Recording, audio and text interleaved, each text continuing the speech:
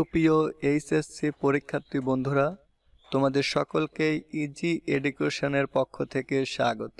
আবারও চলে আসলাম তোমাদের প্রথম সপ্তাহের পৌরনীতি ও সুশাসন এর উত্তরপত্র। তো উত্তরপত্রে যাওয়ার আগে চলো তোমাদের অ্যাসাইনমেন্টের প্রশ্নটি দেখে আসি, তোমাদের প্রশ্নে কি বলা হয়েছে।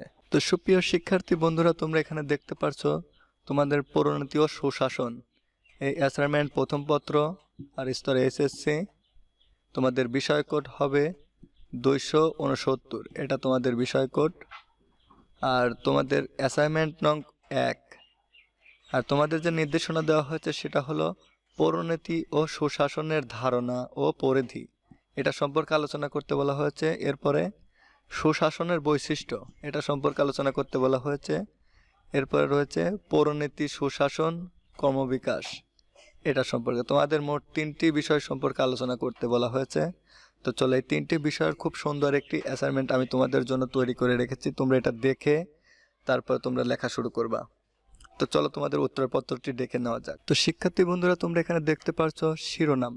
তোমাদের শিরোনাম হবে পৌরনীতি ও সুশাসনের পরিচয়, এটুকু তোমাদের শিরোনাম হবে। এরপর এখান থেকে তোমাদের উত্তর লেখা শুরু করতে হবে। পৌরনীতি ও সুশাসনের ধারণা, তোমাদের প্রথম প্রশ্নে কিন্তু বলা হয়েছে পৌরনীতি ও সুশাসনের ধারণা। আগে পৌরনীতি, তারপর সুশাসনের, তারপরে রয়েছে পরিধি। তো আমরা পৌরনীতি ও সুশাসনের ধারণা সম্পর্কে আগে জেনে নেই। তো দেখো, পৌরনীতি হলো সামাজিক ও নাগরিকত্ব বিষয়ক বিজ্ঞান। পৌরনীতির ইংরেজি প্রতিশব্দ সিভিক্স। সিভিক্স শব্দটি ল্যাটিন শব্দ। সিভিক্স এই শব্দ এসেছে সিভিটেস থেকে। সিভিক্স এর সিভিটেক্স শব্দের অর্থ যথাক্রমে নাগরিক বা সিটিজেন, নগর রাষ্ট্র, সিটি স্টেট। সুতরাং শব্দগত বা উৎপত্তিগত অর্থ সিভিক্স ভাষার উন্নতি হল নগর রাষ্ট্রের বসতরত নাগরিকদের আচার আচরণ, রাজনৈতিক ও কার্যাবলী সংক্রান্ত বিজ্ঞান। তবে প্রাচীনকালে ভারতবর্ষ এবং গ্রিস সিভিক্স পৌরনীতি বলতে নাগরিকদের অধিকার ও কর্তব্যকে বোঝানো হতো। সংস্কৃত ভাষায় নাগরিককে সিটি বা পুর বা পুরী এবং নগর ব্যবসাকারীদেরকে পুরবাসী বলা হয়, যার জন্য নাগরিক জীবনের অপর নাম পৌরজীবন। নাগরিক জীবনের অধিকার ও কর্তব্য সম্পর্কিত বিদ্যার নাম পৌরনীতি। প্রাচীন গ্রিসে এক একটি নগর ছিল এক একটি রাষ্ট্র। রাষ্ট্রগুলোর মধ্যে উল্লেখযোগ্য ছিল অ্যাথেন্স এবং স্পার্টা। এই নগর রাষ্ট্রগুলোর আয়তন ও জনসংখ্যা ছিল অত্যন্ত কম। নগর রাষ্ট্রের সকল জনগণকে নাগরিক বলা হতো না। কেবল নগর রাষ্ট্র যারা রাজনৈতিক অধিকার ভোগ করত, অর্থাৎ রাষ্ট্রের শাসন কার্য পরিচালনায় যার অংশগ্রহণ করতে তাদেরকে নাগরিক হিসাবে আখ্যায়িত করা হতো। উল্লেখ্য, নারী, দাস ও বিদেশিরা নগর রাষ্ট্রের নাগরিক হিসাবে বিবেচনা হতো না। এইসব নগর রাষ্ট্রের ব্যবসায়ীকারী নাগরিকদেরকে অধিকার ও কর্তব্য, আচার আচরণ, রাজনীতি নিয়ে আলোচনা করা হলো পৌরনীতি। সুতরাং শব্দগত এবং মূলগত অর্থনৈতিক ধারণা ছিল অনেকটাই সীমিত ও সংকীর্ণ। বর্তমানে পৌরনীতিকে কেবল শব্দগত অর্থ আলোচনা করা হয় না, কেননা বর্তমানে আধুনিক রাষ্ট্রগুলো গ্রিসের নগর রাষ্ট্র, সিটি স্টেট এর মতো নয়, বরং এগুলো এখন জাতীয় রাষ্ট্র, ন্যাশনাল স্টেট হিসাবে পরিগণিত হয়। প্রাচীন গ্রিসের নগর রাষ্ট্রগুলোর অপেক্ষায় বর্তমান আধুনিক জাতীয় রাষ্ট্রগুলো আয়তনে বড় এবং জনসংখ্যাও বেশি। এই সব জাতীয় রাষ্ট্রের নাগরিকদের জীবন এবং কার্যাবলী জটিল ও বহুমুখী। আধুনিক জাতীয় রাষ্ট্রের নাগরিকদের ভূমিকা ও কার্যাবলী, আচার আচরণ এবং তাদের বিভিন্ন আর্থিক, সামাজিক, রাজনৈতিক, সাংস্কৃতিক, প্রাতিষ্ঠানিক সম্পর্কিত ধারাবাহিক পর্যালোচনার মাধ্যমে যে স্বাস্থ্য নাগরিক জীবনের জ্ঞান দান করে তাকেই পৌরনীতি বলে। ফ্রেডরিক জেম গোল্ড বলেছেন, পৌরনীতি হচ্ছে প্রতিষ্ঠান আচার ও আচরণ, চেতনা, অধ্যয়নের স্বাস্থ্য, যার মাধ্যমে একজন পুরুষ বা নারী কোনো একটি রাজনৈতিক সম্প্রদায়ের সদস্য হিসাবে কর্তব্য পালন করতে পারে এবং এর সুযোগ সুবিধাগুলো গ্রহণ করতে পারে। ওয়েবস্টার ইন্টারন্যাশনাল ডিকশনারিতে বলা হয়েছে, পৌরনীতি হলো রাষ্ট্রবিজ্ঞানের সেই শাখা যার নাগরিকদের অধিকার ও কর্তব্য নিয়ে আলোচনা করে। সুতরাং পৌরনীতি হলো সেই শাস্ত্র যা নাগরিকত্ব, অধিকার ও নাগরিকের অতীত, বর্তমান, ভবিষ্যৎ সম্পর্কিত দিক এবং নাগরিকের সংগঠন সমূহ রহস্য, মানবতা, সমস্যা ও সমাধান সম্পর্কে বিশদ আলোচনা করে। সুশাসন প্রত্যয়টি পৌরনীতির সুপ্রিয় শিক্ষার্থী বন্ধুরা, একটি অ্যাসাইনমেন্ট তৈরি করতে অনেক কষ্ট করতে হয় এবং অনেক মেহনতের ফলে তোমাদের কাছে একটি অ্যাসাইনমেন্ট পৌঁছায়। তো তোমরা একটি লাইক এবং চ্যানেলটি সাবস্ক্রাইবের মাধ্যমে আমাকে উৎসাহিত করতে পারো। আমি তোমাদের মধ্যে এর থেকে ভালো ভালো অ্যাসাইনমেন্ট উপস্থাপন করতে পারি যেহেতু। তো তোমাদের সবাইকে ধন্যবাদ আবারও চ্যানেলটি সাবস্ক্রাইব করার জন্য। যারা তোমরা এই কথাটি শুনে চ্যানেলটি সাবস্ক্রাইব করলে তোমাদের সকলকেই ধন্যবাদ। সুশাসন প্রত্যয়টি পৌরনীতির সাম্প্রতিক সংযোজন। সুশাসনের ইংরাজি প্রতিশব্দ গুড গভর্নেন্স। সুশাসন সম্পর্কে বুঝতে হলে শাসন সম্পর্কে স্পষ্ট ধারণা থাকতে হবে। গভর্নেন্স হলো একটি বহুমাত্রিক ধারণা যা বিভিন্ন দৃষ্টিকোণ, ক্ষেত্র এবং প্রেক্ষাপট থেকে ব্যাখ্যা করা হয়েছে।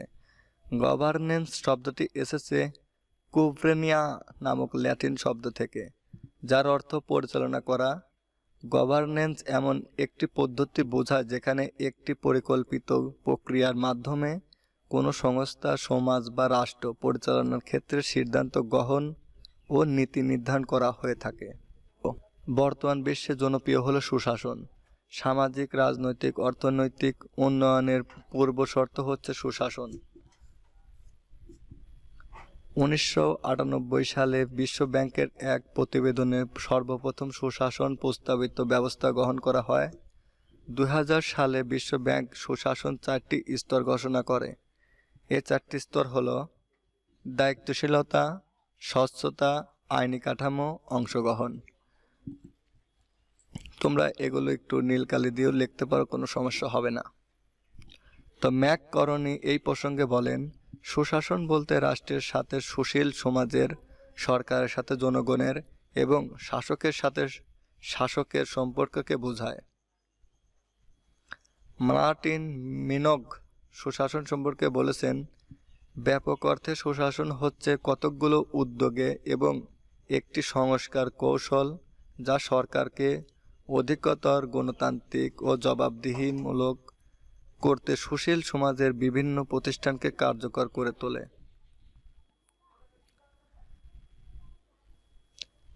ল্যান্ডন মিল মনে করেন, সুশাসন একটি জাতীয় রাজনৈতিক ব্যবস্থা সম্পর্কে দিক নির্দেশনা করে এবং জন প্রশাসন এবং আইনি কাঠামোর মধ্যে দিয়ে কিভাবে কাজ করে তা জানায়। বিশেষজ্ঞগণদের মতে সুশাসন সরকার পরিচালনা অপেক্ষা একটি বিশ্বস্ত ধারণা, একটি নির্দিষ্ট ভূখণ্ডে সামাজিক নিয়ম শৃঙ্খলা রক্ষা এবং নির্বাহী ক্ষমতা ব্যবহারের প্রশ্নের রাষ্ট্রীয় কর্তৃপক্ষের ভূমিকার সাথে বিশেষভাবে সম্পর্কিত।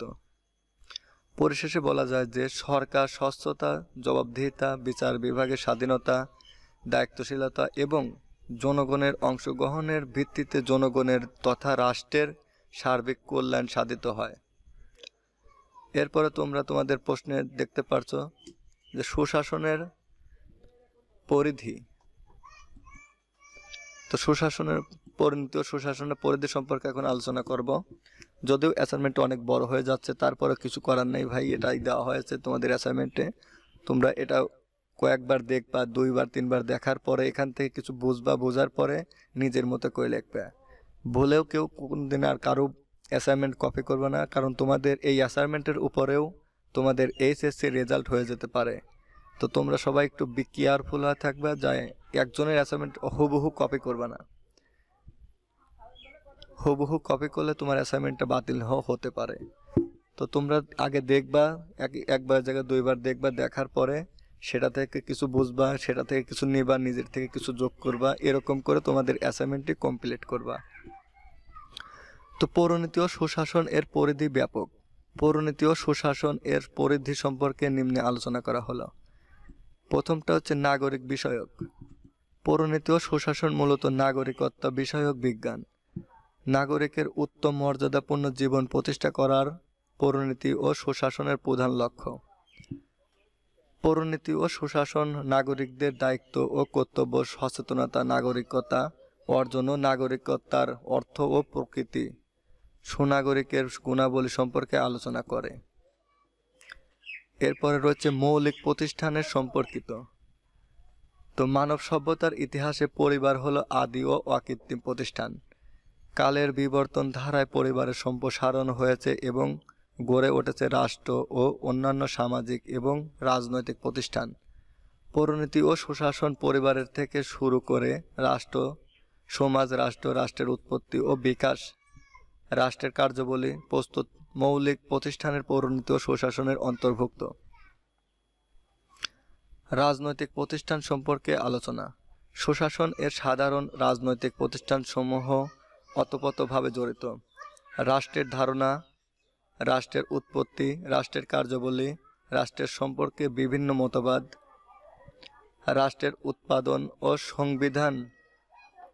ও সংবিধানের শ্রেণীবিভাগ, সংবিধানের বৈশিষ্ট্য, সরকার ও সরকারের শ্রেণীবিভাগ, সরকারের বিভিন্ন অঙ্গ, তার বাহন, নির্বাচক মণ্ডলী, রাজনৈতিক দল, নির্বাচন কমিশন, পৌরনীতি ও সুশাসনের আলোচ্য বিষয়।